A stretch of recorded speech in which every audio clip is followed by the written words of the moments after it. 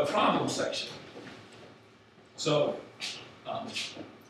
you know, if you're me, right, and you're managing lots of different people, lots of different projects, maybe different companies, and you know sometimes you're too busy, I read the problem section.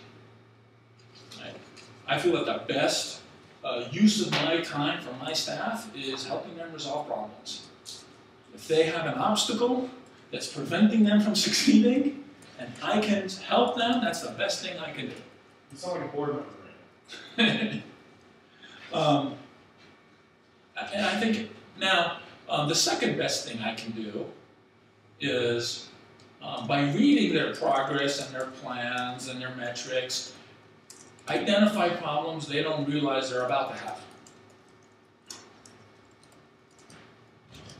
There will be a whole host of mentors who you will not see on your Monday meetings that are interested in engaging with you and making a difference in your company. Some of those people who are interested in making a difference will be people who want to invest in you, and if they don't get to come to our Monday meetings, it's special people do. Some people who just care and they want to mentor. All of them are going to do what Adam just indicated. They're going to go into Dropbox, they're going to read reports, and that's how they're going to add value.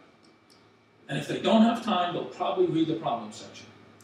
That's, I'm hypothesizing. But they'll read the problems. They'll just assume things are going well, and they really want to know what issues you're facing with. So I spend a lot of time with problems. Now, problems is not a bunch of whining, right? About all the reasons things can't get done or are behind, right? I mean, so I get into a habit now. I don't have to do it as much. My engineers come to me and I say, listen, we have this project. I need you to get this and this done, and the deadline is June 15th. Can you get it done? And they go, yeah, June 15th, plenty of time. No problem. I said, hold on, before you answer, let's get up on the board, and I'm going to write down all the excuses I'm not going to accept on June 15th for why this didn't happen. The server crashed, so-and-so was sick, this guy got fired, the requirements weren't right, I underestimated. We just make a whole list.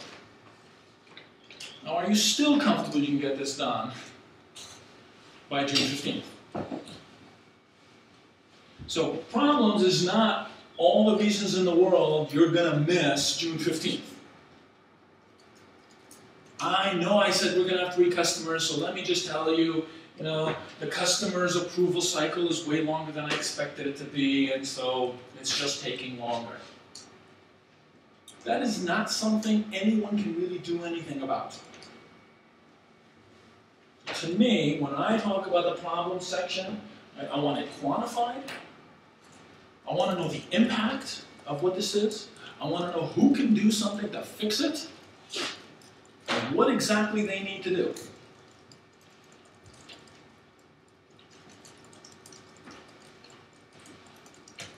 So, it's not, you know, and,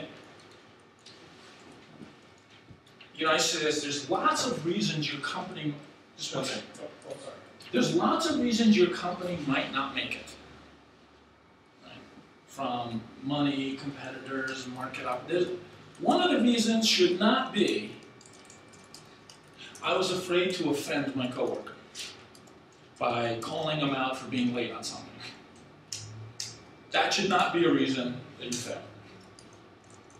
Some people are like, well, when I write about the problems, I don't really want to use his name because he'll be pissed off that I'm telling the boss that he's late, and I don't want to get him in trouble.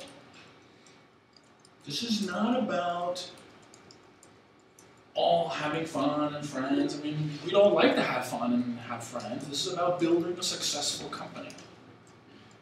If you're going to build a successful company and there's a problem, someone is not getting something done, you should let them know.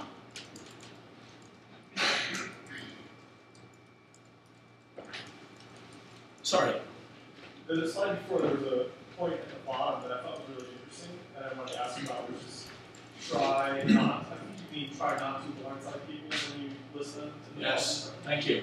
And I'm just that, so then interestingly, while I was thinking about that, you went to the next slide which said make sure and identify the people by name. But is what you're saying, have that discussion with someone before their name appears in that Yeah. report. And so this then becomes a very powerful motivational tool. So you go to the Johnny, right, and you're like, Johnny, listen, I hate to do this to you, but if you don't get this thing done, I'm going to have to put you in my problem section. Well, trust me. Yeah, example, you definitely did not want to get in some of the problem section by name. I mean, not because the person would get into trouble, whatever. It's like, you know, yeah, we hired a lot of people who wanted to be superstars, right? Superstars don't end up in the problem section, right? So, but that was a shorthand way to communicate how severe the delay is. Like sometimes I'm late on things. I promise something to someone, I don't get it done, but it's not that critical. I'm still late, and I still don't like being late, but it's not that critical. Sometimes it is. This is a shorthand way for them to say, this is critical, because if you don't get it, it's in the problem section. To me, I'm like, okay, I now know how important this is. I have to get that done.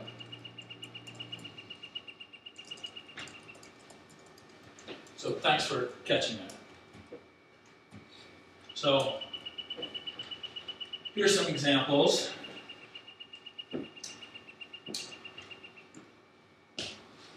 There's no clear direction on how we are going to build surveys.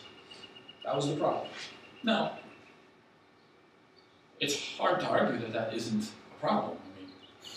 I mean, in a normal sense of the word, that's a real problem. From management reporting, in my mind, that doesn't qualify. Because I don't know who is supposed to do what and what will happen if they don't do it.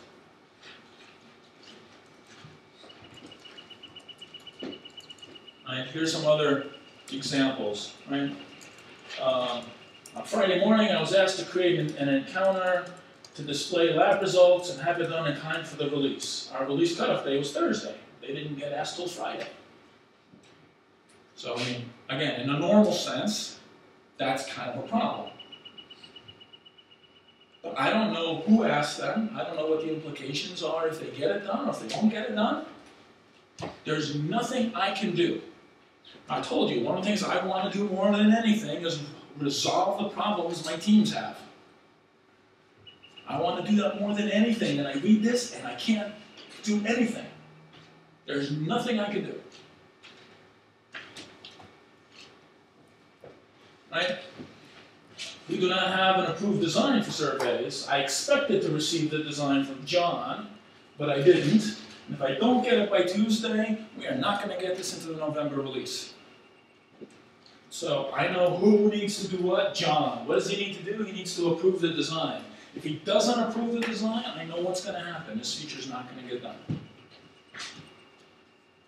Now I can decide, maybe I pull John off onto something else, and that's more important than this feature getting in, and so that's okay.